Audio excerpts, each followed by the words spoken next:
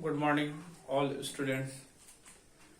हम लोग एक आवश्यक सूचना सुन लें कि सीटेट 2022-23 का एग्जाम, जिसका दिसंबर में एग्जाम है, दिसंबर के लिए बहुत कम दिन बचा हुआ है, तो उसका एडमिट कार्ड डाउनलोड हो रहा है। लेकिन बाकी जिसका जनवरी में एग्जाम होने वाला है उसका अभी मतलब एडमिट कार्ड जो है वो डाउनलोड नहीं हो रहा है। तो इसलिए चिंता करने की कोई बात नहीं है। आप अपने उसके साइट पर जाकर अपना रजिस्ट्रेशन नंबर और डेट ऑफ बर्थ डालकर देख सकते हैं। तो बच्चों, हम लोग पहले चल रहे थे सीटेट के एग्जाम में जो विकास से संबंधित था, यानी विकास की अवधारणाएं हम लोग पढ़े थे। इसके बाद उसकी तो आज हम लोग देखेंगे कि विकास के कौन कौन से आयाम होते हैं, यानी किस पर निर्भर करता है, और वह शिक्षक को इसकी जानकारी होना क्यों आवश्यक है। तो अब हम लोग इस पर चर्चा करेंगे। ऐसे आयाम तो कई हैं जिसको हम लोग एक एक करके डील करेंगे, जिसमें है शारीरिक विकास, दूसरा हम लोग देखेंगे मानसिक विकास, तीसरा देखेंगे कि उसके परिवेश का प्रभाव। इस तरह से हम लोग देखेंगे एक एक करके। तो पहले हम लोग देख लें उसके शारीरिक विकास। अब शारीरिक विकास का तात्पर्य क्या है? शारीरिक विकास का मतलब है कि शरीर का एक बच्चा जब जन्म लेता है तो जन्म लेने के साथ साथ उसके शरीर में एक विकास की प्रक्रियाएं चलती है, जिसमें उसके अंग और प्रत्यंग वो क्या करते हैं, वो विकास करते हैं, यानी उसमें वृद्धि होती है। बच्चे धीरे धीरे बड़े होते हैं, तो इसमें जो है उसकी लंबाई जो है उम्र के साथ क्या होती है, वो बढ़ती जाती है। और सिर्फ आंतरिक ही नहीं, कुछ बाह्य में भी परिवर्तन आता है। जैसे उसकी मोटाई बढ़ने लगती है, उसके हाथ पैर जो है वो लंबे होने लगते हैं।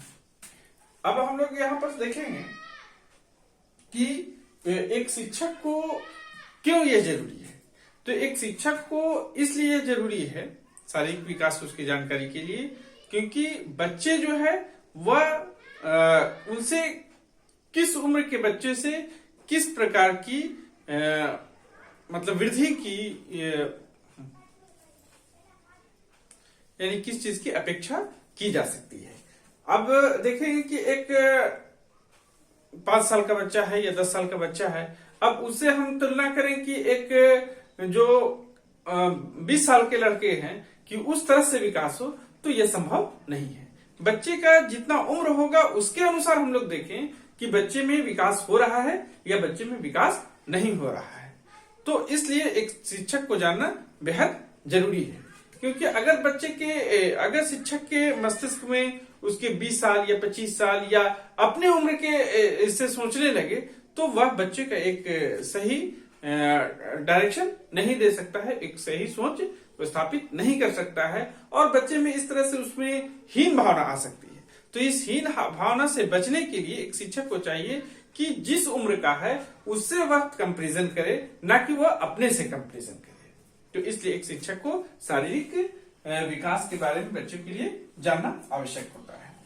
अब इस पर जो है किसका प्रभाव पड़ता है, तो इस पर आनुवंशिकता का प्रभाव पड़ता है। अब अगर माता पिता उसके लंबे हैं तो बच्चे भी लंबे होंगे। अगर माता पिता का हाइट कम है तो बच्चे का भी हाइट कम हो सकता है। ऐसे उत्परिवर्तन के कारण उसमें जो उसके माता पिता के हैं तो उससे उसका शरीर अलग भी हो सकता है। तो बच्चे को अगर संतुलित भोजन दिया जा रहा हो तो उनका विकास अच्छा होता है। अगर उस संतुलित भोजन नहीं कर पा रहे हों तो उनके बच्चे जो है वो बीमार पड़ेंगे, उनको अनेक परेशानियों का सामना करना पड़ेगा, जिससे उसके सोचने की क्षमताएं भी घटेंगी। इसलिए एक बच्चे को संतुलित आहार का देना बहुत आवश्यक है, क्योंकि उसे शरीर के वृद्धि के साथ साथ वो उसे ऊर्जावान रखने में भी ये मदद मिलती है। तो अब हम लोग देखेंगे, यहाँ पर कुछ हमने लिख दिया है कि शारीरिक विकास, इसका तात्पर्य शरीर के अंग प्रत्यंग जैसे लंबाई में वृद्धि के साथ उम्र के अनुपात में कितनी वृद्धि हुई है। कुछ विकास आंतरिक होता है और कुछ बाह्य। जिसे बाहर से देखा जा सकता है। यह अनुवांशिकता के साथ साथ बाह्य परिवेश पर भी निर्भर करता है। इसकी जानकारी शिक्षक को इसलिए भी होना चाहिए कि किस उम्र के बच्चों से किस प्रकार की अपेक्षा रखी जा सकती है। प्रारंभिक समय में बच्चे अपने अधिकांश आवश्यकताओं किससे पूरी करते हैं, तो बड़े से पूरी करते हैं, और धीरे धीरे बच्चे अपने पर निर्भर कर जाते हैं। अब हम लोग नेक्स्ट आयाम में इसके चलेंगे। कौन सा है, तो मानसिक विकास। अब मानसिक विकास का तात्पर्य क्या है कि बच्चे बालक जो हैं वह उन सभी मानसिक योग्यताओं एवं क्षमताओं में वृद्धि और विकास से है जिसके परिणाम स्वरूप समस्याओं को सुलझाने में अपनी मानसिक शक्तियों का प्रयोग करते हैं। यानी उनको आए दिन जो समस्याएं आती हैं तो उसको सोल्व करने का, यानी उसके रिजल्ट तक पहुंचने का वह कौन सा मेथड वह अपनाता है, तो यह प्रक्रियाएं उसके मानसिक विकास से जुड़ी होती है। जब समस्याएं कोई आ गई तो अब उस समस्याओं का समाधान हम कैसे करेंगे, तो उसका ये किस पर निर्भर करता है, तो उसकी मानसिक क्षमताओं पर निर्भर करता है। और वह बच्चे जब धीरे धीरे बड़े होते हैं तो उसके बड़े होने के साथ साथ ये क्षमताएं विकसित होती हैं। अब चाहे उसके माता पिता या दोस्त या कोई भी जो है वह उसकी मानसिक क्षमताओं में विकास करा सकता है, यानी उसके लिए वो भी उत्तरदायित्व होता है। जिस बच्चे के मानसिक विकास अच्छे ढंग से होंगे वह किसी भी समस्याओं को वह आसानी से सोल्व कर सकता है और उससे किसी तरह की घबराहट नहीं होगी। लेकिन कुछ बच्चे जो होते हैं उनकी मानसिक क्षमताएं बहुत अधिक होती हैं और कुछ बच्चे की कम होती हैं।